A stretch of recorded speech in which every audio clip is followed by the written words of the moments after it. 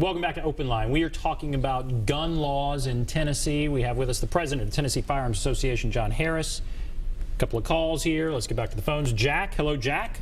Yes, I wanted to comment on the issue of the criminal justice system and why we're having so much violence in Nashville.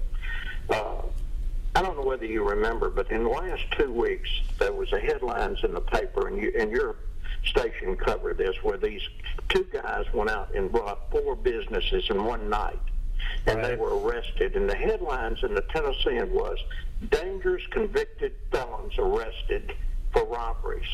And they committed 4 of them in one night with guns. Now, these guys were 23 and 28.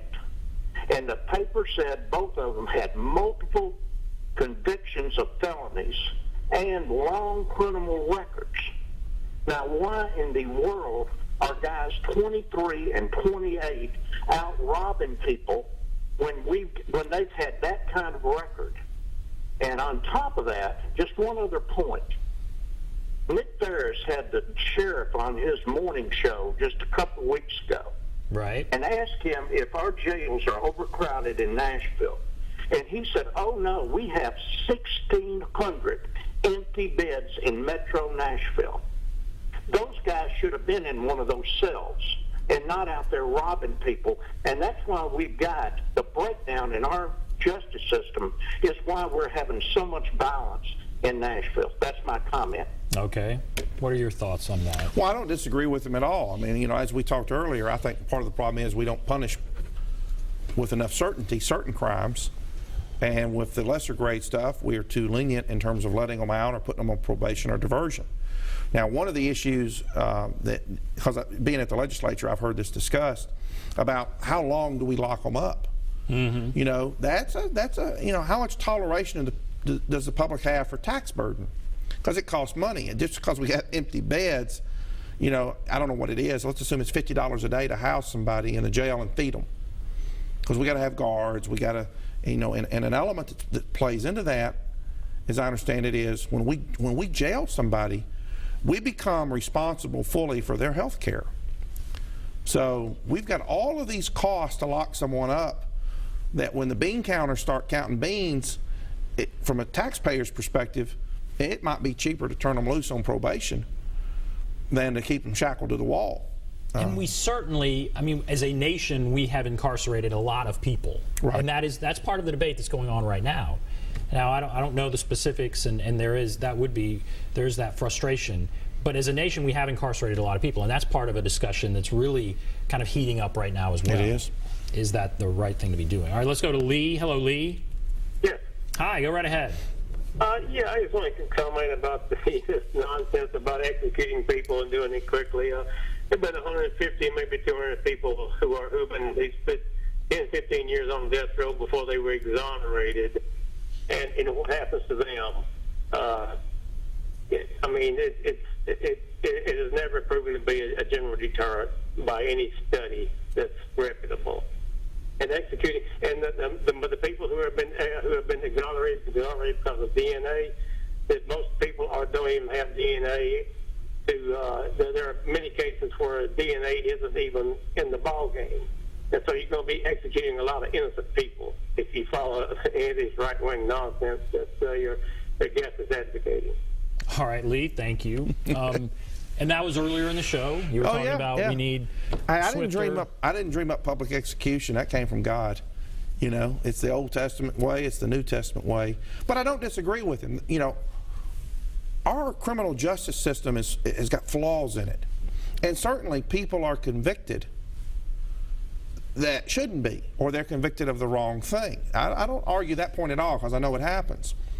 My point on public executions is we should be able to identify segments of the criminals where there is certainty, sort of like there's a comedian used to talk about Texas. If 2 or more people saw you do it, you go to the front of the line. You know, some of these mass public shootings where the guys commit suicide rather than be captured.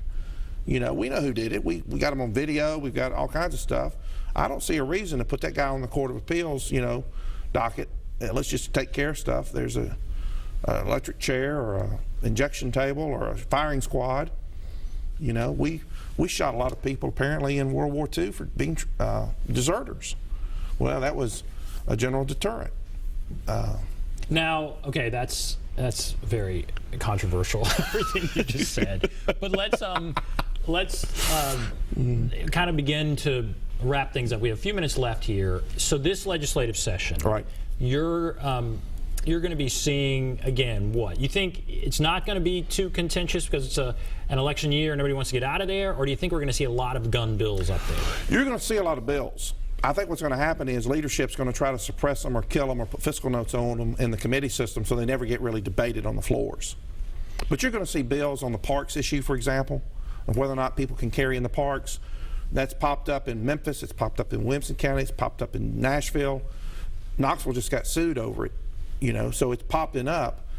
You're going to see, and we typically expect to see 40 to 50 gun bills each year, plus the carryover from the prior year. And so you're going to see them. What I think is going to happen is leadership intentionally is going to try to suppress it so that it doesn't become newsworthy, so that it doesn't become new law, so that it doesn't become something that could be used against them or their incumbent party members in the August or November elections. And you've been on before, so I know that you do have frustration with the leadership. Is that over these gun issues from time to time? Yeah, What is your sense there? What are your feelings there? Well, my feel, I'll give two examples that we have highlighted on our website. If people want to see it, they can go to TennesseeFirearms.com/Haslam, our governor, and they can see a video of him promising in one of our chapter meetings that if he's elected governor, he would sign constitutional carry. No ifs, ands, or buts. If I'm elected, said it in 2010, I'll sign it. He has done things, it appears, that were at his disposal to make sure that bill never got to his desk. Another one is Representative Jim Coley that sat on one of the committees that killed bills this year. You know, same thing, TennesseeFirearms.com/Coley, C-O-L-E-Y.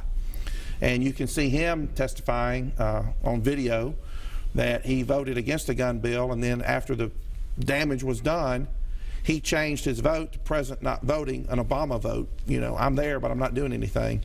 Because he said, and I'm paraphrasing, I didn't want my constituents to know I voted against the gun bill. He's leadership. He's part of it.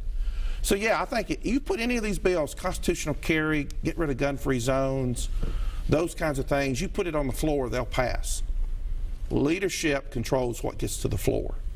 So this year, it being an election year, you don't expect, it sounds like you don't expect constitutional carry to pass this year. We're going to push it, and if we can maneuver it to the floor, it will pass. We fully expect leadership to pull out and spend whatever political capital is necessary to keep it off the floor. And so another bill about the guns on college campuses. What do you think about that? I think it should pass. You think that will pass? I think if it gets to the floor, it will pass. Representative Andy Holt had it a few years ago, and it got killed by dirty tricks and shenanigans in a subcommittee when he stepped up and stepped out of the room for a minute. And they sent it to summer study. If that bill had moved through, it would have passed a few years ago. And there was an attorney general's ruling that just came down, about felons and black powder weapons, or correct, something. Yeah. Okay, yeah. We have about a couple minutes. What's the deal with that? Okay.